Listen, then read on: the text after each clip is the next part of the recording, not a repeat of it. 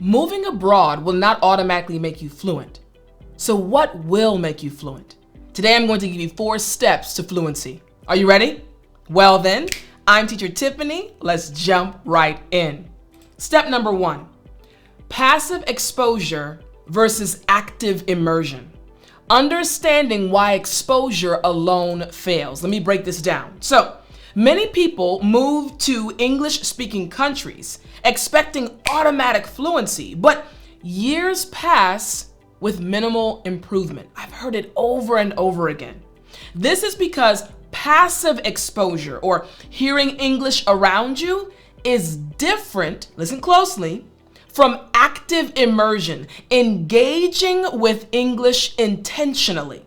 You see, your brain filters out background noise, including language you're not actively processing. So simply being surrounded by English doesn't train your brain unless, listen closely, unless you're deliberately engaging with it. So let me give you 3 reasons why this is the case. Reason number 1, why active immersion succeeds where passive exposure fails. So reason number 1, your brain requires focused attention. So neuroplasticity, basically changes in your brain, only happens when you're actively focused. So background English doesn't create neural pathways because your brain isn't processing it deeply. Yes, English is coming in and going in one ear and out the other. You're not processing it, right? Here's reason number 2. Reason number 2 is you avoid the expat bubble. You see, passive exposure lets you survive with basic English while socializing in your native language. Active immersion focuses or forces growth by creating situations where English is required.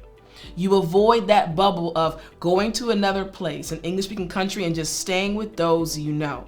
You're forcing yourself out of that bubble. And reason number 3, you target weak areas specifically. You see, passive exposure is random. Active immersion lets you deliberately practice what you struggle with, creating faster, more efficient improvement. You target the areas that are weak. Makes sense, right? Passive exposure does not, but active immersion does. So how can you do this? Let me break this down for you. Here's method number 1. Again, 5 ways to convert passive exposure, just being exposed to English around you, to active immersion. Method number 1, daily challenge protocol. Listen closely. So you're going to set daily, specific daily English challenges that force active engagement. For example, today I will talk to and ask 3 strangers for directions. Or today I will have a 3-minute conversation with the cashier at the store. And you're going to track your completion. Again, having a daily challenge. I'm going to do this. I'm going to speak English with this person in this situation for a certain amount of time. Active immersion, not passive exposure. Method number 2. Method number 2 is deliberate listening sessions. So instead of having English in the background, you're going to schedule 20-minute active listening blocks. Listen to podcasts or videos with full focus. Nothing else going on around you, just fully focused on the podcast. You're going to take notes and summarize what you heard out loud. This is the key, out loud. Listen, fully focused for 20 minutes, taking notes on what you're hearing, and then after that, you're going to summarize it out loud. Method number 2 again, deliberate listening sessions. Method number 3. Forced output situations. Listen closely. You're going to join groups or activities where you must speak English to participate. Debate clubs, book clubs, volunteer work. Create situations where silence is not an option, where you have to speak English. You can't just sit in silence. Method number 3, forced output situations. Method number 4, contextual learning missions. So here's what we're gonna do. Each week, you're going to pick an environment, the bank, the gym, the supermarket, the store, and you're going to learn all relevant vocabulary and phrases to that specific environment. Then you're going to use them in that real environment. This transforms exposure into targeted practice. Let me break this down. So I want you to think about this. Let's say each week you go to your neighborhood gym. All right, so let's say you go to the gym normally and you work out in the morning, right? You go on the treadmill, you might take a swim, but you go to the gym every morning to work out. Well, before you go to the gym now, what you're going to do is in your notebook, you are going to write phrases, expressions, words related to the gym. For example, you might write the word barbell, right? Again, you're working out, you're building muscle, barbell, or you might write treadmill. Again, you're going to write all the words related to the environment that you are going to. Then, when you go to the environment, your goal is going to be to use these terms. So you want to be able to have conversations with people, maybe others who are working out, maybe the staff. But your goal is to speak with these individuals, and during the conversation, you want to use the words that you have been learning. So maybe you said treadmill. Make sure you use that in the conversation you are having with these individuals, okay? So again, this is the part that will help you. Again, active immersion. So method number 4, contextual learning missions. Learn terms related to the environment you're going to. And method number 5, no native language days. No native language days. So, in other words, schedule specific days where you only use English, even in your thoughts. This converts your entire environment into an active practice rather than a passive background. For one day, the entire day, you can only think in English and you can only speak English. It's going to force your brain to go into overdrive to pull out all that you have stored in your brain. Makes sense, right? Excellent. All right. So this is the first thing, the first step, passive exposure versus active immersion. Let's move on now to step number 2, strategic interaction design. In other words, engineering learning situations. Let me break this down. Immersion only works when interactions are slightly above your current level. Challenging, but understandable. So it's not just about moving to another country. It's not just about moving to America. It's about forcing yourself to be in these situations where you have to use English. Let me continue. Many expats accidentally create interactions that are too easy, right? You've learned the easy English phrases, so ordering coffee by pointing, or impossibly hard. This is the opposite end of the spectrum. So you come and you have conversations that are too easy. Point to see what you want. Or on the opposite side, they're so difficult, they're impossible. Complex business meetings. So you get overwhelmed. One's too easy and it's not challenging, and the other is too challenging. You see, but strategic interaction means deliberately designing conversations and situations at the optimal difficulty level for learning. A little bit hard for you to respond, but you do understand everything that's being said. This is what you want to do. Why is this so important? Not easy, not difficult, but right in the middle. There are 3 reasons. Here are the 3 reasons, again, why strategic interaction design accelerates your progress. Reason number 1, you stay in the learning zone. You see, too easy on this side equals no growth, which is why many expats come to America and they still are only using basic English. Their interactions are only on the too easy side. But then too hard, like in business meetings before they're prepared, they get overwhelmed. And giving up is the result. So strategic design keeps you in the productive struggle zone where learning happens fastest. Reason number 2, you build skills progressively. You see, it's like weight training. We mentioned the gym earlier. You increase difficulty gradually. You don't go from a 5-pound weight to a 500-pound weight. No, you increase gradually. This creates sustainable progress instead of frustrating plateaus. You won't be frustrated, you just continually improve. And reason number 3, you maximize every interaction. Instead of 100 random, unfocused interactions, you get growth from every carefully designed conversation.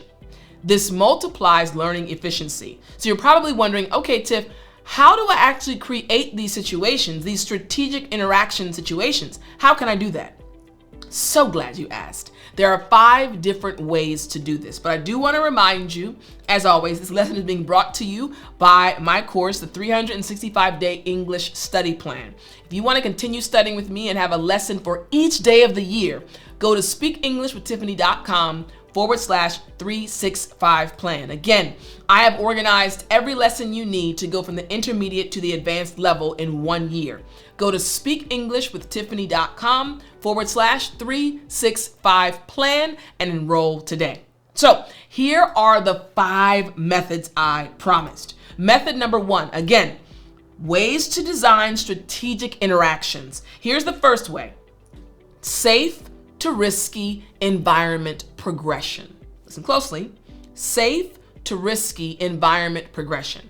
Practice first in low pressure environments, online chats, friendly neighbors.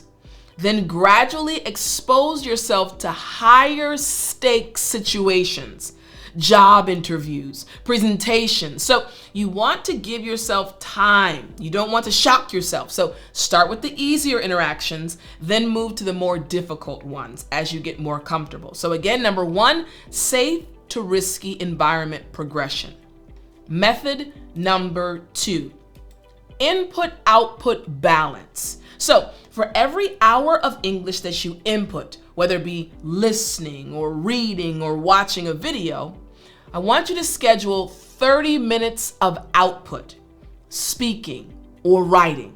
You see, many expats, when they travel, come to America, they consume passively without producing, which limits growth. So again, if you're taking in an hour of content, I want you to output 30 minutes. It already sounds scary, right? This is how you grow though. You're putting in, you need to take something out. So again, method number 2, input-output balance. Method number 3, weekly real-world mission assignments. So each Sunday, for example, assign yourself a specific real-world task that requires English interaction.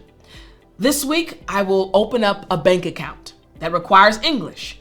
Maybe next week, I will schedule a doctor's appointment and explain my symptoms. Or I will return an item to a store and negotiate with the store owner. You see, complete 1 mission weekly. Doing this will prepare you for real-world situations. Now, in order to complete 1 mission weekly, you're going to prepare vocabulary beforehand and reflect on what you learned afterward. It makes English more fun. You're doing this in a way that will help you improve your fluency. All right? Method number 3, weekly real-world mission assignments. Method number 4, English only phone policy. Change your phone's language to English and commit to using only English for all phone-related activities. Texting friends in English, writing shopping lists in English, setting reminders in English, even talking to yourself in English when using voice commands. I did this when I lived in Korea, and it was a huge help when I was learning Korean. This converts dozens of daily micro moments into active practice. So this is a really good one. English only phone policy. Method number 5, accountability partnership with consequences. Dun, dun, dun. So find another English learner and create a system with real stakes. Each person commits to specific daily English activities. For example, speak English only for 30 minutes or write 200 words in English. You decide what the stipulations are. Then check in daily via voice message in English. If someone misses their commitment, they pay $5. It can be $1, but $5 or whatever amount of money you determine to the other person, or they do an extra challenge. You determine what the consequences are. The accountability and consequences ensure consistency. It's making English learning fun. So again, method 5, accountability partnership with consequences. You got it? Excellent. All right. So now let's move on to step number 3. Step number 3 is feedback loop creation. In other words, getting the corrections you need. Here we go. One reason immersion fails is the lack of feedback. Individuals come to America, but they're not getting any feedback. Native speakers usually don't correct your mistakes. We don't. If we're speaking to you, we know that you're a foreigner, we know you're learning. We're not going to correct your mistakes unless there's a relationship. We're focused on communication, not teaching. Without feedback, though, you reinforce the same errors for years. Effective immersion requires deliberately creating feedback loops where you discover and fix mistakes regularly. Let me explain why this is important, and then I'm going to give you methods to put this into practice because it's so important. So here's the first reason why this is important. Why feedback loops prevent fossilization, prevent you from going into this state of unchangeability. Reason. Reason number 1, you stop reinforcing errors. So without correction, mistakes become permanent habits. Fossilization. Feedback catches errors before they become automatic. All right? Reason number 2, you accelerate unconscious competence. So feedback reveals those blind spots you can't identify yourself. This awareness converts unconscious incompetence into conscious competence faster. All right? So it's very important to get this feedback. Now I'm going to tell you how you can do this. Here are 5 ways to do this. Method number 1, explicit correction requests. 5 ways to create the feedback, right? The effective feedback loops. Method number 1 is explicit correction requests. Tell conversation partners, hey, I'm trying to improve my English. Please correct my mistakes. I won't be offended. Most native speakers will help if you explicitly ask. This is true. If you ask a native speaker, we definitely will make the corrections you are asking for. Method number 2. Method number 2 is an important one. Recording and self-review. Recording and self-review. So you're going to record all your English conversations with permission though. If you're having a conversation with someone, make sure they're giving you permission to record them. Record all of your conversations and then listen back weekly and identify your own errors. As you listen to the conversation, I made a mistake there. You'll be amazed at how quickly you're able to recognize your own mistakes. This creates self-generated feedback that's immediately actionable. You can give yourself feedback. So method number 2, recording and self-review. Method number 3, paid tutor check-ins. So even in an English-speaking country, schedule weekly 30-minute sessions with a tutor specifically for feedback on errors you've collected throughout the week. Remember, you've been listening to yourself during the conversations that you recorded, and you recognize, that was wrong. Let your tutor correct those for you, and you can sit with him or her to see what caused those errors. So, number 3, paid tutor check-ins. Number 4, error journal methodology. So, you're going to keep a daily journal of English mistakes you notice or that others corrected. Review your patterns monthly. All right? If you keep making the same mistake, create a specific drill to fix it. So when you have your journal, I want you to imagine it like this. Let's say you have your journal, and I'm going to draw it out for those that are watching this lesson. Let's say you have your journal. I'm going to break this page up into 4 sections. Let's say for the first month we have January, then we have February, we have March, and then we have April. And let's say you have written down all the mistakes you made, the common mistakes you've made each month, right? But something happens as you're looking over your mistakes. You realize, okay, you're making the same mistake each month.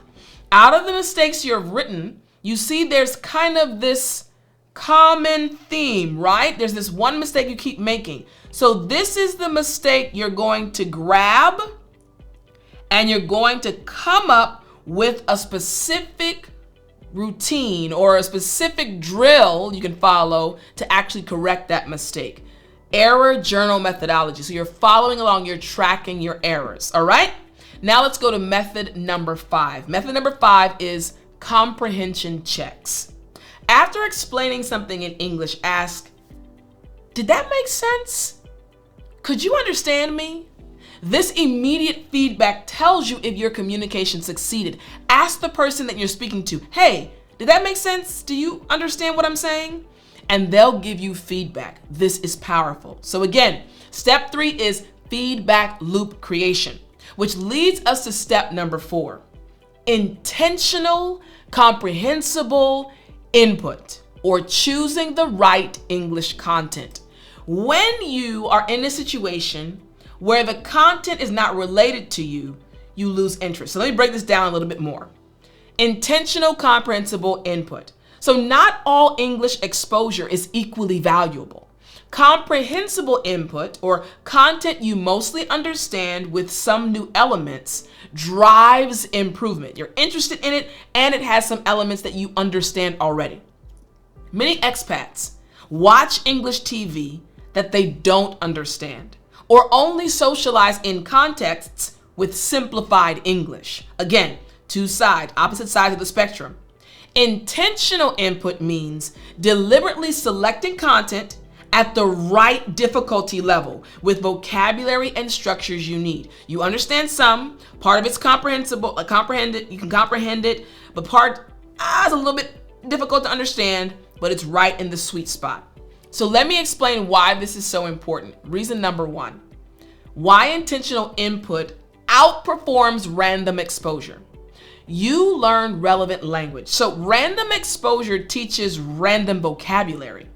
Intentional input teaches language relevant to your goals, business, academic, social, things you are interested in. Reason number 2, you build on known foundations. So input slightly above your level connects to existing knowledge in your brain, making new learning stick. There's this sense of confidence. I understand a part of it. Let me just add to what I already know, as opposed to I don't understand anything. Random hard content is just noise. And reason number 3, you create an emotional investment. So content you care about, your interests, your field, they engage you deeply, which multiplies retention and learning effectiveness. This is why I said a few moments ago, it's important to study things, put things in that you're interested in. How can you do this? Here is method number 1. 5 ways to curate, organize, get together intentional, comprehensible input. Method number 1, the 80-20 comprehension rule. So you're going to choose content where you understand 80% and 20% is new. If you understand 95%, it's too easy. If you understand less than 60%, it's too hard. Find that sweet spot. 80% you understand, 20% you're not really sure about. So number 1, the 80-20 comprehension rule. Method number 2, field-specific immersion. So if you need business English, consume business podcasts, read business articles, and watch business presentations. Don't waste immersion time on irrelevant content. Makes sense, right? Learn the things that you're interested in, and you'll be able to retain the information. Number 3, graded reader progression. So use graded English books that match your level and gradually increase difficulty. This ensures every reading session provides comprehensible input at the right level. So you can get a book that will have you read a passage and see if you comprehended what you read, but you can grade yourself based on the key in the back of the book, right? The answer key. Make sense? Excellent. All right. Method number 4, interest-based content curation. So make a list of your passionate interests, things that you are interested in. And then you're going to find YouTube videos, English YouTube videos, channels, podcasts, books about these topics. So going back to our notebook, I want you to have a page in your notebook, and that page in your notebook is going to have a list of your interests. So let's say, for example, you might be interested in sports. Maybe you're interested in music.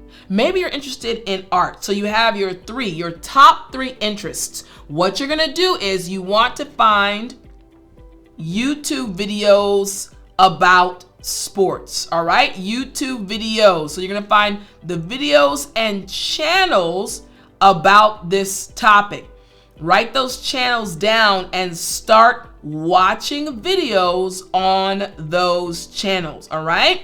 Let's say that you are looking now to listen to podcasts. Perfect. Now you're going to maybe go on Apple Podcasts and find podcasts that are related to the topic you have chosen, and you're going to listen to these podcast episodes. Remember, they're not about English, they're just in English. The people running them are speaking English. Makes sense, right? Why is this good?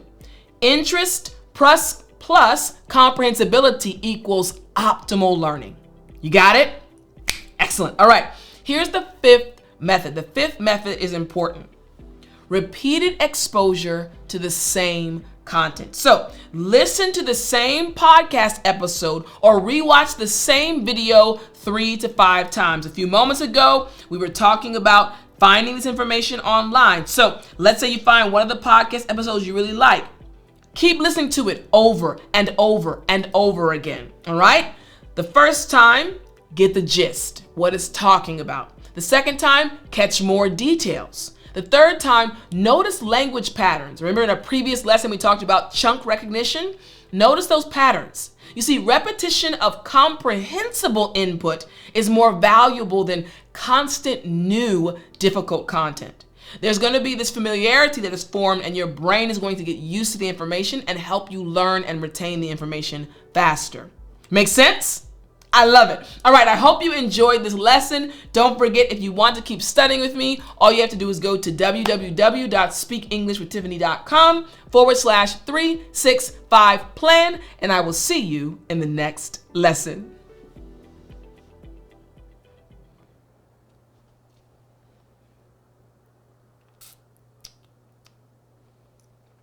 You still there?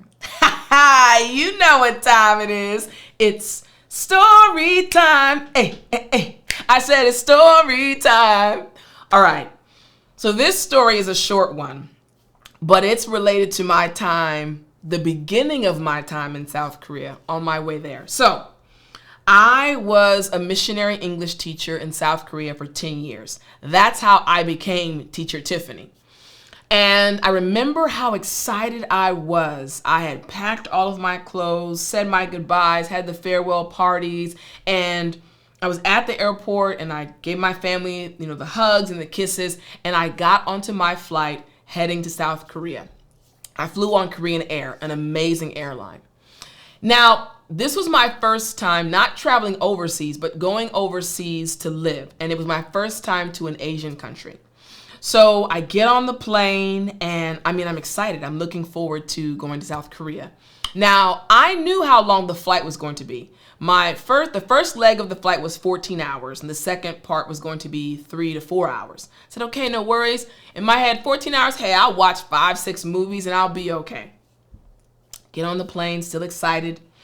And I sit down and I turn my first movie on. Movie was great. 2 hours, and I looked at the remaining time, 12 hours. I said, this is gonna be interesting. Put on another movie, kind of dozed off, The movie kind of watched me. I was like, okay, I woke up, hour and a half nap, slept well. Still have 10 more hours. I said, wait a minute. So I kind of kept going with this cycle. I drew a little bit. I watched a movie, watched a show. But there's only so much TV, only so many movies you can actually watch. By the third movie, second or third nap, I'd already had a meal, and I looked at my screen, and it said we had 7 more hours. It was in that moment that I stood up.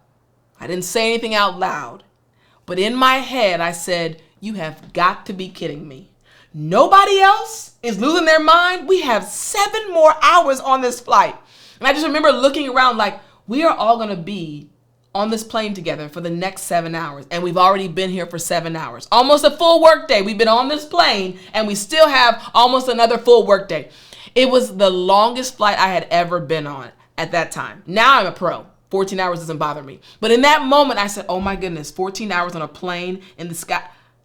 It was overwhelming. I'm not scared of flying. It was just being in one spot, sitting there for 14 hours. The reality of how far I was going kicked in. I can laugh now because it was overwhelming, but I've done that flight now so many times, it's totally okay. But have you ever flown overseas and been overwhelmed by the long flight? Let me know in the comments. All right, I'll talk to you in the next lesson.